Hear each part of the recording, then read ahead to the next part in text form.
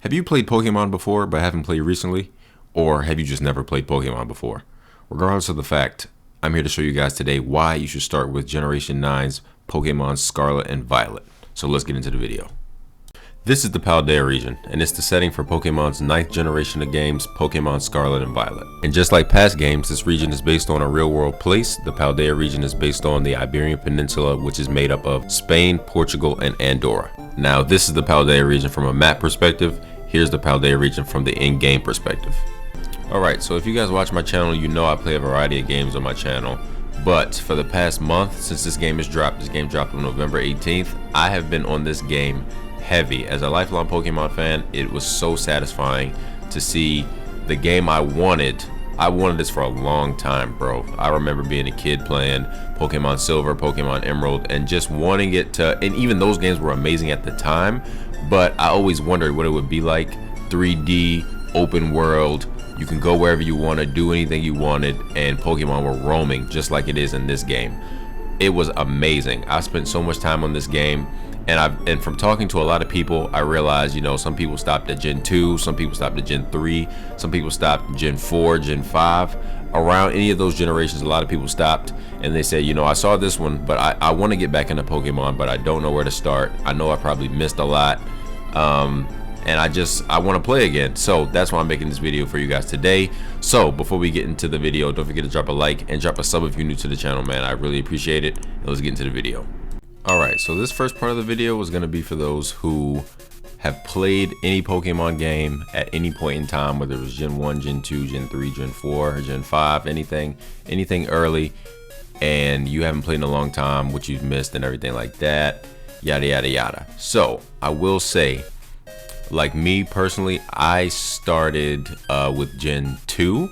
And I stopped around Gen 5. I skipped Gen 6, and just skipping Gen 6 myself, I realized how crazy some of the things they added for Gen 7 were, and then I kept playing throughout that portion of time. Now, I will say, in Pokemon Scarlet and Violet, this is Gen 9. If you haven't played since 1, 2, 3, 4, or 5, you have missed a lot. But that's where the interest comes in, because then from generations 4, 5, 6, 7, and 8, there is a lot of stuff to learn, a lot of new Pokemon to find. There's just a lot of stuff in general that will interest you and have you doing research for days. It'll have you wanting to play those older games that you missed out on. Pokemon Scarlet and Violet has a Pokédex of 400 Pokemon, and they have 297 returning Pokemon from past generations. So even if you happen to find a specific Pokemon, it doesn't mean it'll necessarily be from the Paldea region.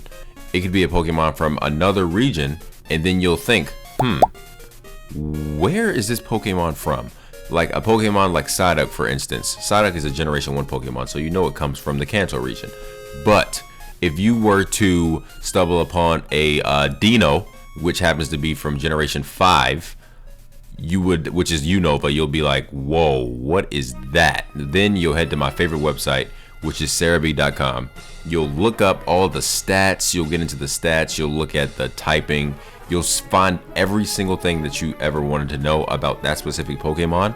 Then you'll think, I might want to catch that, or I might want to raise that. And it literally works like that for every Pokemon in the region.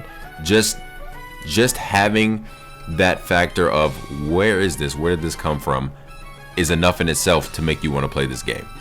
Now, my favorite part of this game would have to be, without a doubt, the exploring. Now, in past Pokemon games, like I said, this part is for anyone who's ever played.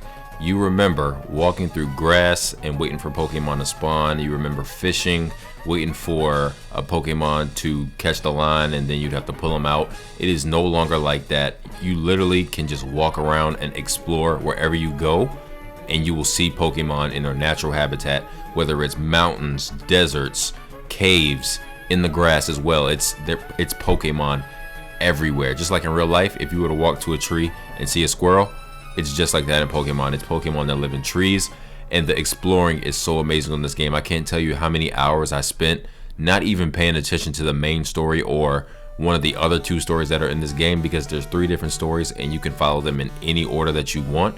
I spent a majority of my time just exploring every time I got to a new city or if I found a new area. Not only will you see Pokemon in their natural habitats, but you'll see the bigger evolution Pokemon, the final evolved Pokemon. They will be in the habitat with their pre-evolution stages. So you can see a Lucario that's level 49, but he'll be surrounded by 5 or 6 Riolu, or you'll see like an Ampharos that'll be surrounded by 5 or 6 Mareep, or you'll even see, in which this one was my favorite, I saw a bunch of Litleo surrounded by a bunch of Pyroar, and it was just so amazing to see that. I think that's added a different dimension to the game. It's made it feel like the actual Pokemon anime. If you watch the anime at any point in time, it makes it seem like that, and it really makes you want to catch Pokemon. It doesn't make catching Pokemon a chore like it's felt in past generations. It actually makes you want to catch the Pokemon, which is how I filled up my Pokédex so fast. It took me about a month, but I know some people who finished it way earlier than I did, and that's probably my favorite part about this game, the exploring. And you can just explore for days and hours. I haven't sat down in the bed and with the covers over and with the game right in front of my face. I haven't done that since I was like 9-10 years old. That's probably that has to be my favorite part of this game. So let's say you do happen to, do your research and you see all of these Pokemon that you've missed out on since the last generation that you've played, and then you found who knows how many Pokemon that you actually like. You still have to then learn what moves can they learn by level up, what kind of TMs can they learn, what abilities do they have, what do they evolve into, what are the typings now, because depending on when you stop playing, you probably don't know that there's a fairy typing now. You have to learn the advantages and the disadvantages and the weakness and the strengths of certain Pokemon. And let's say you know all of that. Now they have the competitive scene, and the competitive scene now, mind you, the competitive scene has been something in Pokemon since Generation 1. But now it's more prevalent than ever, being as though there's over 1,000 Pokemon now. But there are ranked and there's casual battles. So now you can take your talents online, face different people, see different strategies, all kind of things like that for the people who, once they complete the story, they're like, oh, I don't really know what to do now. I don't want to complete my Pokédex, but I don't want to stop playing.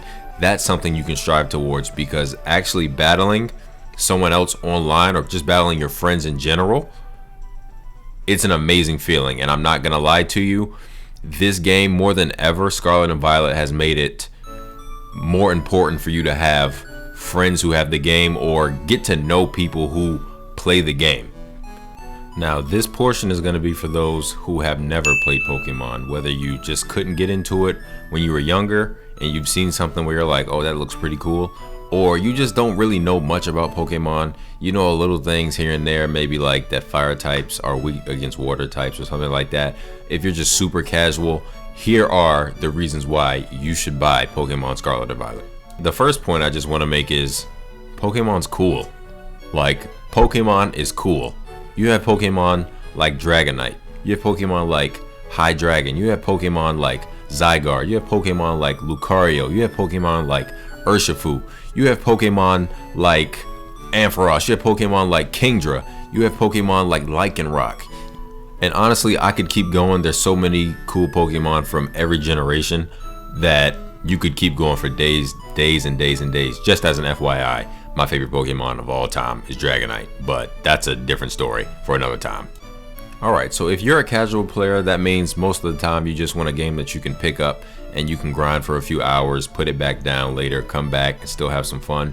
Pokemon is that game, and it's always been that game. Whether you want to be sweaty and you want to grind it non-stop 24/7, or you want to put it down and pick it back up the next day, it's a role-playing game. It's a role-playing game that never stops. The only time in the past when you beat the game, you could continuously train, and it wasn't really much to do post-game, but there were a few things to do post-game.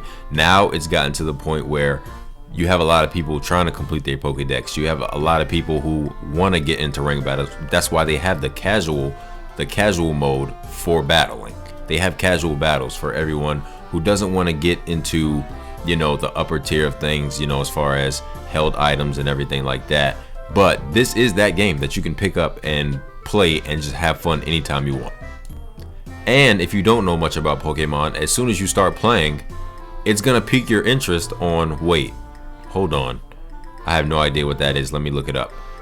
And the main idea, like what I said before to the people who have played it at some point in time, anything that you don't know, Pokemon has done a great job of having the information, and it's so interesting when you find certain things out and you find, oh, this Pokemon stats looks like this, oh, this Pokemon's that typing, I didn't know that, or oh, well, if this Pokemon does this, let me see what this Pokemon does. And Pokemon is so diverse that you can build your team however you want to build it. It's literally made to cater to how you want to play. However you want to play it, what Pokemon look good to you, what Pokemon you think are strong, it's made to be personalized to you and for you. And as the highest grossing franchise in history, Pokemon is literally the highest grossing franchise in history. Their community is unbelievable. You'll always find someone who loves Pokemon no matter what age it is. Kids, teenagers, adults, it doesn't matter. There's people of all ages that love Pokemon. You can join Discords, you can join group messages, you can join communities on Twitter. You can find people who love Pokemon anywhere, and it's so much easier to make friends now as opposed to when we were younger playing Pokemon, when you had to have a link cable to trade and a battle and all kind of stuff like that. They've made it a lot easier. That's probably the best part about Pokemon right now, is it's so easy to connect with others, which is what the original creator of Pokemon wanted, which is why he always created 2 different versions of the game, because it encouraged people to find someone and with the other game and trade with them, battle with them, or whatever, and make friends. Hopefully you're still here and you've made it to this portion of the video, and hopefully I've done a good job of helping you realize that you either need to pick Pokemon back up or you need to give Pokemon a try if you've never given it a try. Hopefully I've done either one of those two, but we are gonna stop the video here. So I really appreciate you guys tuning in. Don't forget to drop a like and drop a sub if you're new to the channel, man, and comment down below your favorite Pokemon or what Pokemon game you started with, and I will see y'all next video.